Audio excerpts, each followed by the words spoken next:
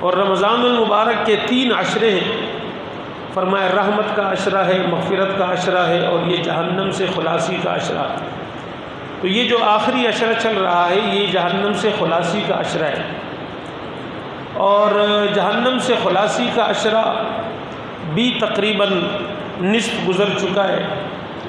دعا کرے کہ اللہ تعالیٰ ان چند دنوں میں ہمیں ہماری بخشش فرمائے اور اللہ جہنم سے خلاصی کا پروانہ عطا فرمائے۔ کہیں ایسا نہ ہو کہ ہم حضور علیہ السلام کے اس امین اور جبریل امین کی اس بددعا کے مستحق بن جائے۔ حضور علیہ السلام مسجد نبوی تشریف لائے، اور آپ نے جب اپنے منبر پر پہلا قدم مبارک رکھا تو آپ نے فرمایا آمین۔ جب دوسرا قدم رکھا آپ نے پھر فرمایا آمین، تیسری قدم پر آپ نے پھر فرمایا آمین۔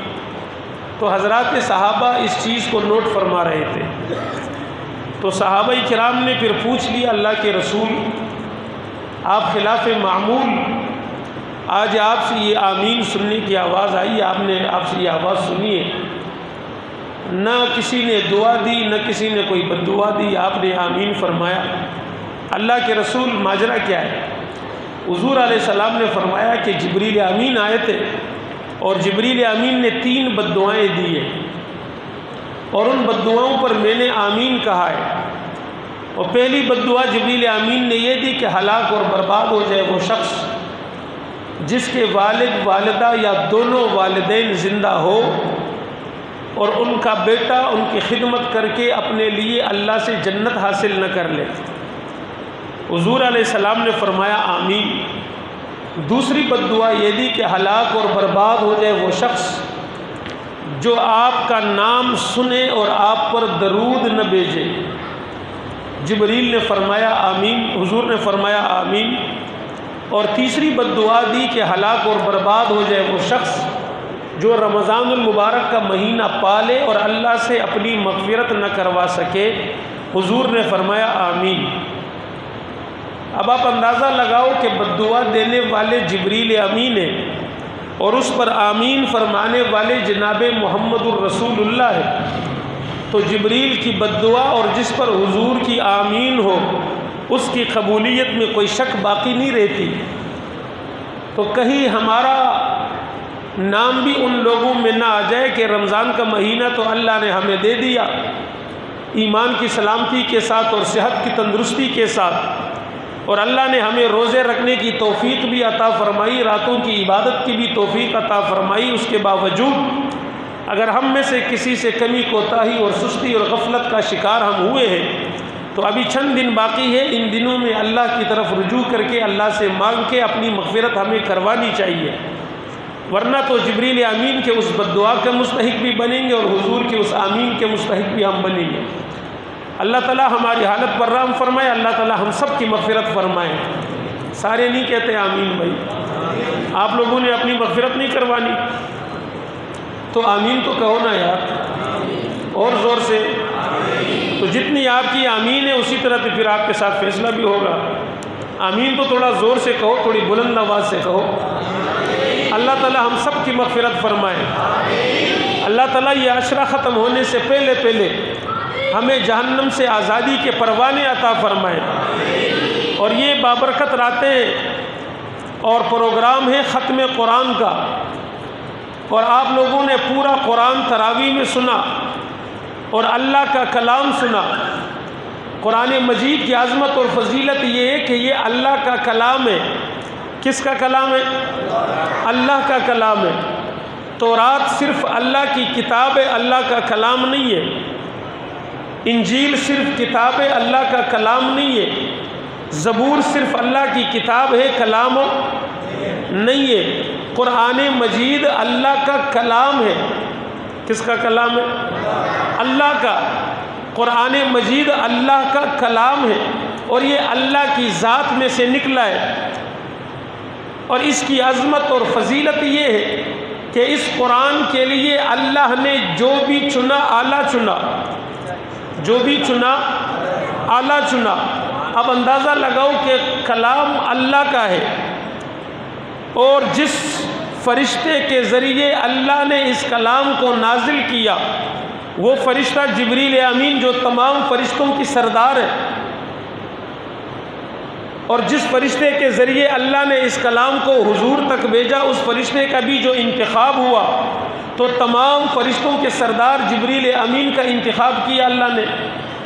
اور جس پیغمبر پر اللہ نے اس قرآن کو نازل کیا، اس کلام کو نازل کیا، پیغمبر بھی وہ چنا جو سب سے اعلیٰ ہے، پیغمبر بھی وہ چنا جو سب کا امام ہے، پیغمبر بھی وہ چنا جو جناب آدم کا بھی امام ہے، پیغمبر بھی وہ چنا جو امام الانبیاء ہے، پیغمبر بھی وہ چنا جو سید المرسلین ہے، پیغمبر بھی وہ چنا جو سید الاولین والآخرین ہے، پیغمبر بھی وہ چنا جو رحمت للعالمین ہے، پیغمبر بھی وہ چنا جو شفیع المذنبین ہے، پیغمبر بھی وہ چنا جو وجہ وجود کائنات ہے، پیغمبر بھی وہ چنا جو حسن کائنات ہے، پیغمبر بھی وہ چنا جو جمال کائنات ہے، پیغمبر بھی وہ چنا جو حسن کائنات اور جمال کائنات اور خوبصورتی کائنات ہے۔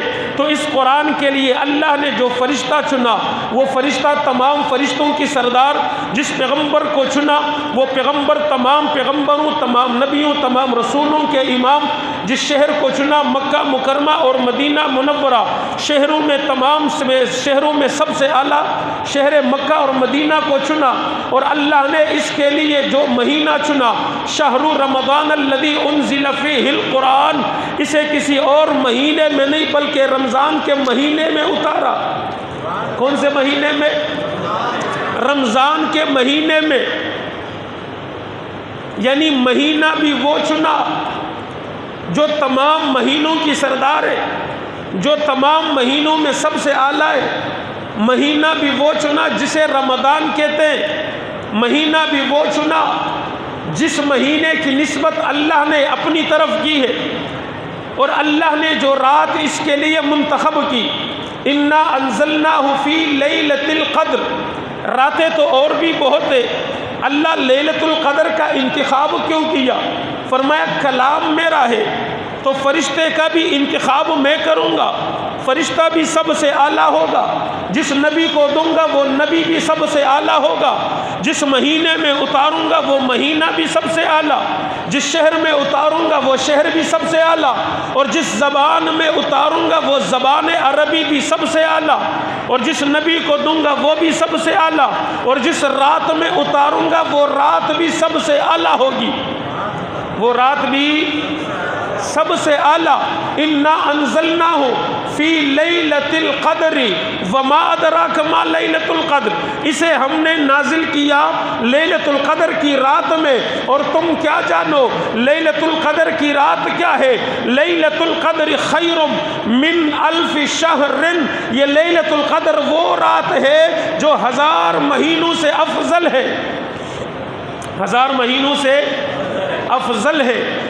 تو اللہ نے جس رات کا انتخاب کیا قرآن کے لیے، وہ رات بھی اعلیٰ، بولو وہ رات بھی اعلیٰ، جس مہینے کا انتخاب کیا وہ مہینہ بھی، جس پیغمبر کا انتخاب کیا وہ پیغمبر بھی، اور جس شہر کا انتخاب کیا وہ شہر بھی، جس زبان کا انتخاب کیا وہ زبان بھی، جس فرشتے کا انتخاب کیا وہ فرشتہ بھی۔ یہ سب کچھ اللہ نے اس قرآن کے لیے، اس کے نزول کے لیے بڑا اہتمام بنایا، اور بڑے اہتمام سے اسے نازل فرمایا، اور بڑے اہتمام سے اسے جناب محمد الرسول اللہ کے قلب اطہر پر نازل فرمایا۔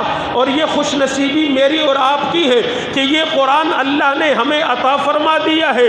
فرمایا یہ قرآن ھدی للمتقین، متقین کے لیے ہدایت کا ذریعہ ہے، ھدی للناس، لوگوں کے لیے ہدایت کا ذریعہ ہے، ھدی للعالمین، تمام عالموں کے لیے ہدایت کا ذریعہ ہے۔ اب اللہ کے بندے، اللہ نے تجھے اتنا بڑا عظیم الشان کلام دیا اور اتنے عظیم عظیم واسطوں سے دیا، اور جس کے لیے نبی کا بھی انتخاب، شہر کا بھی انتخاب، فرشتے کا بھی انتخاب، علاقے کا بھی انتخاب، مہینے کا بھی، رات کا بھی انتخاب، اللہ اب یہ قرآن کرے گا کیا؟ فرمایا ھدی للمتقین، ھدی للناس، یہ تمہیں ہدایت دے گا، یہ تمہیں سیدھا راستہ دکھائے گا۔ نماز میں اور آپ سورہ فاتحہ پڑھتے اہدنا الصراط المستقیم، اللہ مجھے سیدھا راستہ دکھا۔ اللہ سیدھا راستہ کون سا ہے؟ فرمایا یہی تو قرآن ہے، یہی سیدھا راستہ تو قرآن ہے۔ بھائی میں اور آپ اللہ سے مانگتے ہیں اہدنا الصراط المستقیم، اللہ مجھے سیدھا راستہ دکھا۔ صراط الذین انعمت علیہم غیر المغضوب علیہم ولا الضالین، وہ راستہ، ان لوگوں کا راستہ، انعام یافتہ لوگوں کا راستہ۔ اللہ اس راستے پر جو چلے جن پر تو نے انعامات کیے ہیں، وہ کون ہے؟ اولئک الذین انعم اللہ علیہم من النبیین والصدیقین والشہداء والصالحین وحسن اولئک رفیقا۔ جو راستہ ہم مانگتے ہیں اہدنا الصراط المستقیم، یہ راستہ قرآن والا راستہ ہے، یہ قرآن رب کے، یہ راستہ رب کے کلام والا راستہ ہے، اور یہ وہ راستہ ہے جو جس راستے پر نبی چلے، جس پر صدیقین چلے، جس پر شہداء چلے، جس پر صالحین چلے۔ اب تو سیدھا راستہ مانگتا ہے، فرمایا قرآن کی طرف آ، تجھے راستہ بھی سیدھا ملے گا، تجھے ہدایت بھی ملے گی، تجھے زندگی گزارنے کا طریقہ اور سلیقہ بھی ملے گا۔ جو چاہیے تمہیں کہاں سے ملے گا بھائی؟ کہاں سے ملے گا؟ آخری بات عرض کرتا ہوں، تورات اللہ نے دی تو کتابی شکل میں، زبور اللہ نے دی تو کتابی شکل میں، انجیل اللہ نے دی تو کتابی شکل میں۔ قرآن جب اللہ نے دیا تو کتابی شکل میں نہیں دیا، کتابی شکل میں نہیں دیا۔ جب جب ضرورت پڑتی گئی اللہ قرآن کو نازل فرماتے گئے۔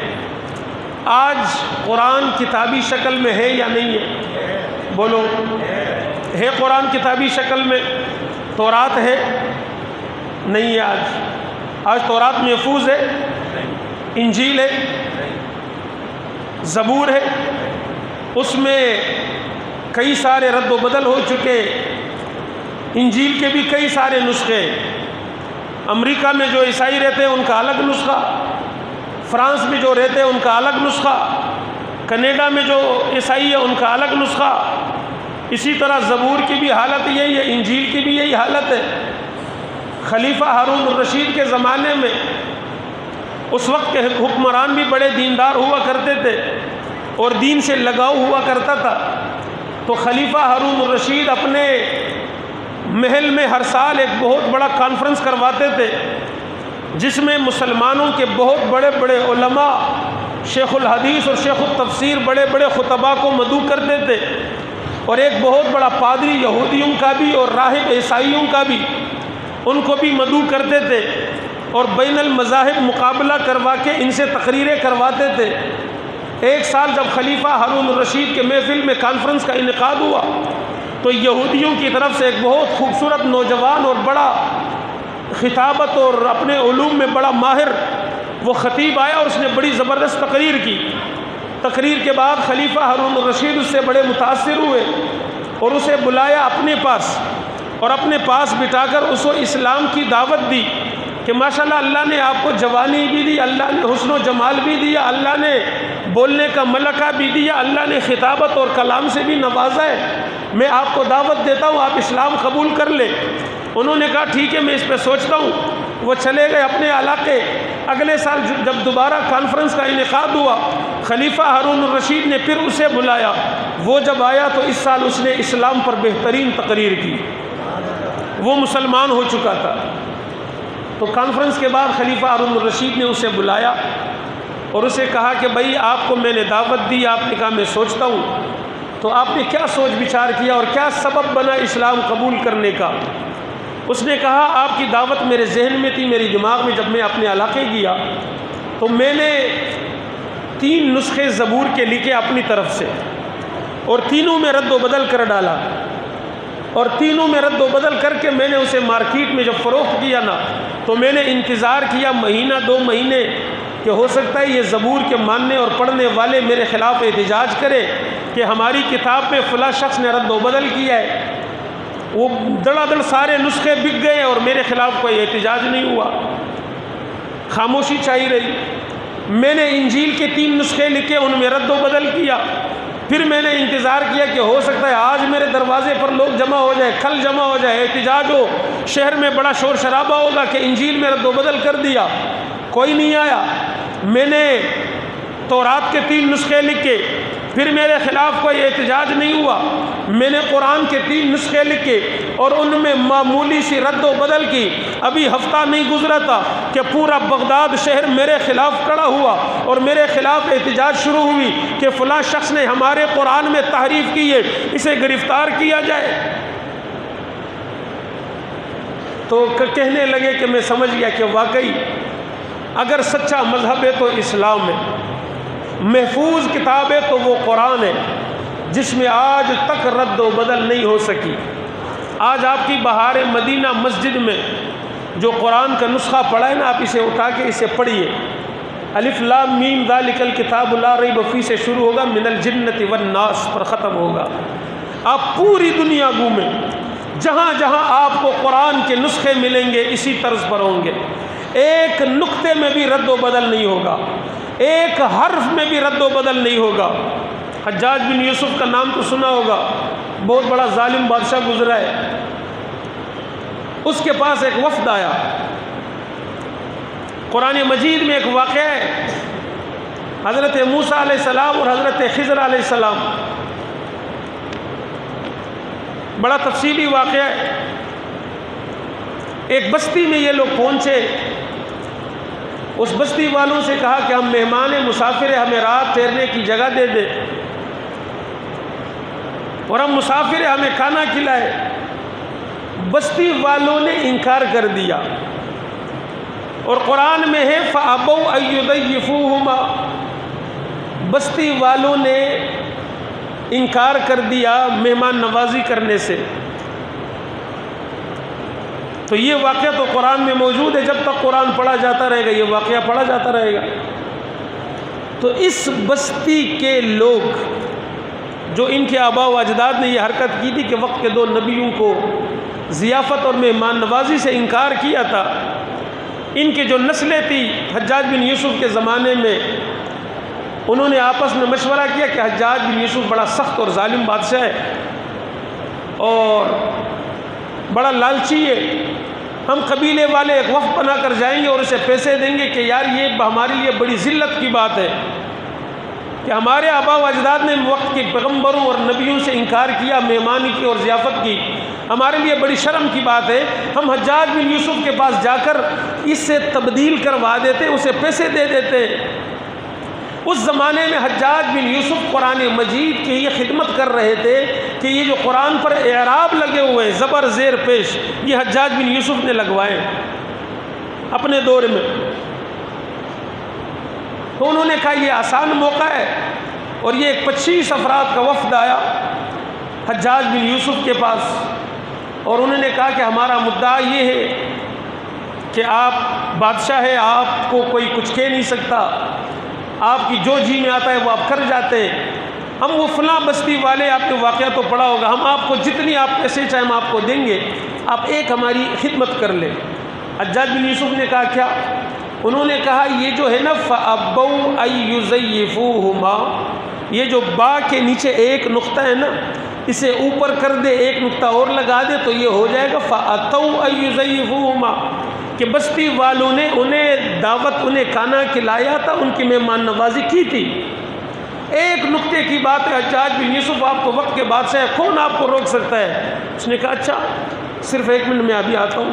حجاج بن یوسف گھر گیا اور تلوار اٹھا کر لایا، اور اس نے کہا کہ حجاج ظالم بڑا ہے لیکن معاملہ رب کے کلام کا ہے، اور اس 25 کے 25 افراد کی گردنیں اڑا کے رکھ دی۔ یہ قرآن مجید کی عظمت اور قرآن مجید پاک پیغمبر کا معجزہ کہ آج تک کوئی اس میں رد و بدل نہیں کر سکا۔ جو بات میں نے شروع کی تھی کہ قرآن مجید اللہ نے کتابی شکل میں نہیں دی، اور آج تک محفوظ ہے، کتابی شکل میں بھی موجود ہے۔ تو جب اللہ نے کتابی شکل میں نہیں دی، حضور علیہ السلام نے اسے جمع نہیں کیا، تو اسے کتابی شکل دینے والے کون تھے؟ صحابہ، کون تھے؟ صحابہ۔ بلکہ حضور سے قرآن لینے والے اور لکھنے والے صحابہ، قرآن کو حضور سے لے کر پڑھنے والے، یاد کرنے والے، حفظ کرنے والے صحابہ، قرآن کے نزول کے گواہ صحابہ۔ کون ہے؟ بولو یار، صحابہ۔ میں آپ سے کہتا ہوں کہ یہ قرآن اللہ نے پاک پیغمبر پر نازل فرمایا۔ آپ سوال کر سکتے کہ مولوی صاحب آپ نے دیکھا تھا؟ میں کہوں گا نہیں، میرے باپ نے دیکھا تھا، میرے دادے نے، میرے پردادے نے، کوئی اور وقت کا ولی، شیخ الحدیث، شیخ التفسیر، کوئی بڑا عالم، امام، متقی، خطیب آپ سے کہے کہ یہ رب کا کلام ہے، مولوی صاحب آپ نے دیکھا، خطیب صاحب آپ کے دادا نے دیکھا، آپ کے پردادا نے دیکھا؟ بھئی یہ جب قرآن اللہ نے حضور پر اتارا تو جب اتر رہا تھا دیکھنے والے کون تھے؟ جواب آئے گا صحابہ۔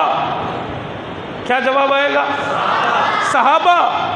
حضور نے جنہیں سنایا وہ صحابہ، حضور سے جنہوں نے سنا وہ صحابہ، جنہوں نے محفوظ کیا وہ صحابہ۔ پھر دور ابو بکر سے اس پر کام شروع ہوا اور اس قرآن کو جمع کرنے لگے اور اسے کتابی شکل دینے لگے۔ قرآن مجید کی جو سب سے پہلی آیت ہے ذالک الکتاب لا ریب فیہ، یہ جو اللہ نے پہلی آیت میں فرما دیا ذالک الکتاب لا ریب فیہ، اللہ جس وقت یہ آیت اتر رہا تھا اس وقت تو یہ کتاب موجود نہیں تھا، اس وقت تو یہ کتاب نہیں تھی، اس وقت تو صرف اللہ کا کلام تھا۔ اللہ نے یہ کیوں نہیں فرمایا ذالک الکلام لا ریب فیہ، اس کلام میں کوئی شک نہیں، لیکن اللہ نے کیا فرمایا ذالک الکتاب۔ بات سمجھ آ بھی رہی یا نہیں یار؟ آ رہی ہے؟ سب کو آ رہی ہے؟ صرف آ رہی ہے، جا بھی رہی ہے؟ جا نہیں رہی واپس؟ سمجھ آ رہی ہے؟ واپس جانے نہیں دینا، جہاں سے آ رہی ہے وہیں پہ محفوظ کرنا بھائی، ٹھیک ہے بھائی؟ تو ذالک الکتاب لا ریب فیہ، اللہ ایک تو کتاب موجود نہیں ہے، اور پھر اشارہ بھی ذالک، دور کا اشارہ فرمایا، یہ نہیں فرمایا کہ ہذہ کتاب لا ریب فیہ، یہ کتاب، ذالک الکتاب لا ریب فیہ، وہ کتاب۔ دور کا صیغہ کیوں اللہ نے استعمال فرمایا؟ اس لیے اللہ کو پتہ تھا کہ آج تو یہ کتابی شکل میں نہیں ہے، لیکن اسے کتابی شکل دینے والے، اسے جمع کرنے والے صحابہ ہوں گے۔ کون ہوں گے؟ صحابہ ہوں گے۔ اسے جمع کرنے والے حضرت ابو بکر ہوں گے، اسے جمع کرنے والے حضرت عمر ہوں گے، حضرت عثمان ہوں گے، حضرت علی ہوں گے، حضرت طلحہ ہوں گے، حضرت زبیر ہوں گے، حضرت معاویہ ہوں گے، حضرت عبداللہ ابن عباس ہوں گے، عبداللہ ابن مسعود ہوں گے، جمع کرنے والے صحابہ ہوں گے۔ اللہ کوئی ان کے جمع کردہ کتاب پر انگلی نہ اٹھائے کہ یہ انہوں نے اپنی طرف سے جمع کیا، نہ اللہ نے قرآن کے جمع ہونے سے پہلے، اسے کتابی شکل میں آنے سے پہلے ذالک الکتاب لا ریب فیہ، وہ جو کتاب ابو بکر جمع کرے گا اس میں کوئی شک نہیں ہوگا،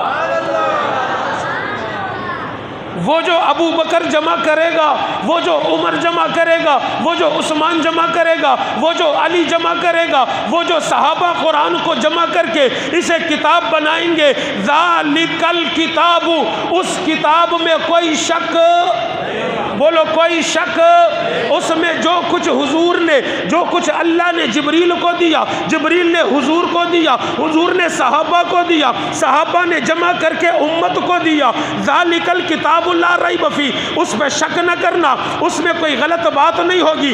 ابو بکر نے اپنی طرف سے کوئی بات ملائی نہیں، جناب عمر نے کوئی بات ملائی نہیں، جناب عثمان نے کوئی بات ملائی نہیں، اور نہ ہی حضرت ابو بکر نے جو اللہ کے رسول نے دیا اس میں سے کچھ کم کیا، نہ حضرت عمر نے کیا، نہ حضرت عثمان نے کیا، نہ حضرات صحابہ نے کیا۔ جو قرآن لوح محفوظ پر ہے، جو قرآن جبریل لے کر آئے ہیں، جو کلام پاک پیغمبر کے قلب اطہر پر اترا ہے، جو کلام پیغمبر نے صحابہ کو سنایا، صحابہ نے جمع کر کے من ان امت کو دے دیا ہے۔ کس کو دے دیا ہے؟ امت کو۔ ذالک الکتاب لا ریب فیہ، اس کتاب پر کوئی شک نہ کرنا، اس میں کوئی شک نہیں ہے، اس میں کوئی ریب نہیں ہے، اس میں کوئی غلط بات نہیں ہے، اس میں کوئی جھوٹ نہیں ہے، اور نہ کوئی اس میں سے کمی ہوئی، نہ اس میں کوئی زیادتی ہوئی ہے۔ حالانکہ جس دور میں صحابہ اس قرآن کو لے کر پھیلا رہے تھے اور پوری دنیا میں صحابہ پھیل گئے قرآن کو لے کر، اس دور میں صحابہ کے لیے آسان تھا، بھئی ایک وفد جا رہا ہے مشرق کی طرف، ایک مغرب کی طرف، ایک شمال کی طرف، ایک جنوب کی طرف۔ بھئی شمال والوں کو کیا پتہ کہ جنوب والے کہاں ہیں اور کیا کر رہے ہیں، جنوب والوں کو کیا پتہ کہ وہ کیا کر رہے ہیں، انہیں کیا پتہ کہ وہ کیا کر رہے ہیں، انہیں کیا پتہ کہ یہ کیا کر رہے ہیں۔ بیچ میں رد و بدل کرنا بڑا آسان تھا، لیکن تو یہ صحابہ کا ایمان تھا اور صحابہ کا تقوی ہے اور صحابہ کی امانت، دیانت، عدالت ہے کہ منو ان جو حضور سے لیا امت کو دیا۔ کس کو دیا بھائی؟ بولو۔ تو یہ بات تو واضح ہو گئی کہ قرآن امت کو دینے والے کون ہیں؟ سارے نہیں بول رہے یار۔ کلمہ دینے والے کون ہیں؟ نمازیں دینے والے کون ہیں؟ دین پہنچانے والے کون ہیں؟ شریعت پہنچانے والے کون ہیں؟ تقوی پہنچانے والے کون ہیں؟ صحابہ۔ اور اللہ نے صحابہ کا تذکرہ قرآن میں بھی کر دیا۔ کس میں کر دیا؟ قرآن میں۔ اب صحابہ قرآن میں اور قرآن صحابہ میں۔ کہو سبحان اللہ، سارے کہو سبحان اللہ۔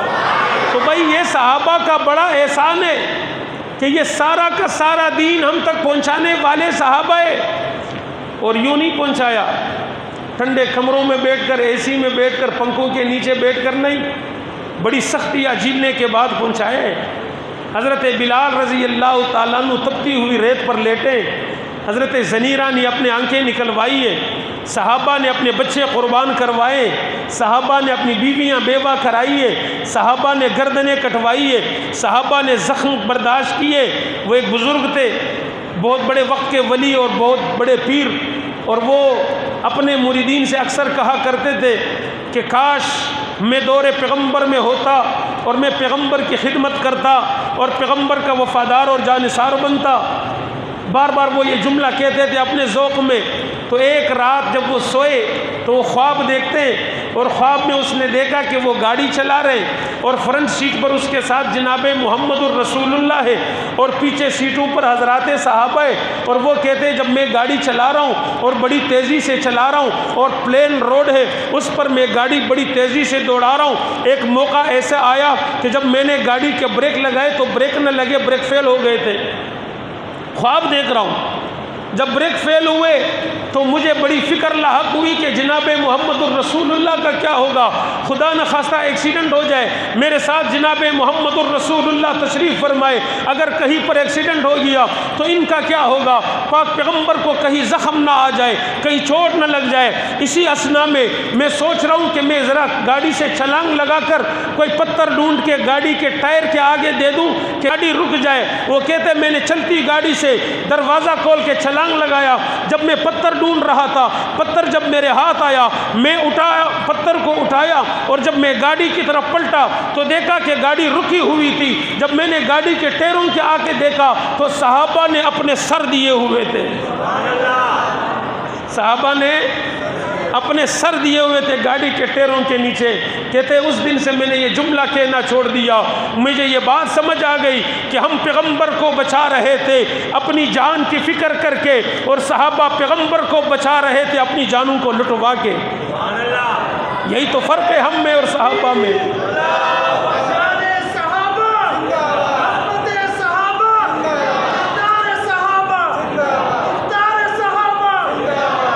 یہی تو فرق ہے ہم میں اور صحابہ میں کہ صحابہ نے اپنا سب کچھ پیغمبر پر قربان کر دیا۔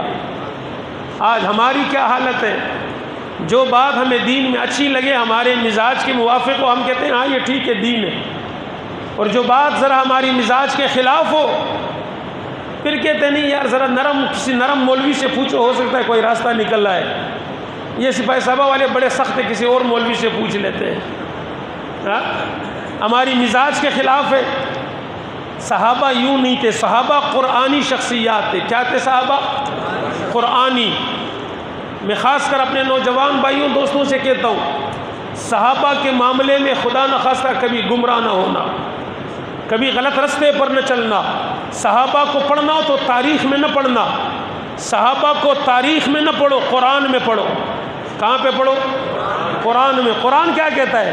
رضی اللہ عنہم ورضوا عنہ، میں سارے صحابہ سے راضی ہو گیا اور صحابہ مجھ سے راضی ہو گئے۔ بھائی جب اللہ راضی ہو گیا اب پیچھے باقی کوئی بات رہتی نہیں ہے، معاملہ ہی ختم۔ بھائی میں اور آپ روزے رکھ رہے ہیں نا بھائی، ہاں کتنے 25 روزے رکھ لیے، کیوں رکھے روزے؟ اللہ راضی ہو جائے۔ ایمانداری سے کوئی بھی بزرگ، میرا بھائی، تبلیغی، عالم، مجاہد، امام کوئی بھی کھڑا ہو جائے اور کہے کہ مجھے یقین ہے اللہ مجھ سے راضی ہو گیا ہے، مجھ سمیت کوئی کہہ سکتا ہے کہ ہمارے روزے قبول ہو گئے اور اللہ راضی ہو گیا؟ کہہ سکتا ہے کوئی دعویٰ کر سکتا ہے؟ جاؤ کسی بہت بڑے وقت کے ولی، قطب، ابدال، غوث سے پوچھو۔ یہ تو صحابہ ہے جو ابھی چلتے پھرتے مکہ کی گلیوں میں ہیں، اللہ ان سے راضی ہو گئے۔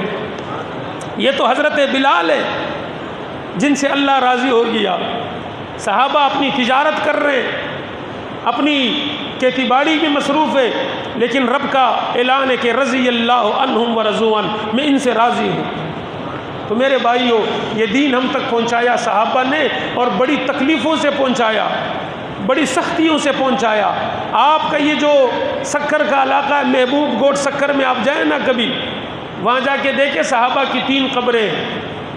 آپ سوچو تو صحیح کہ یار 1400 سال پہلے صحابہ کیا کرنے آئے تھے یہاں؟ کیا تجارت کرنے آئے تھے؟ بچوں کے لیے روزی روٹی کمانے آئے تھے؟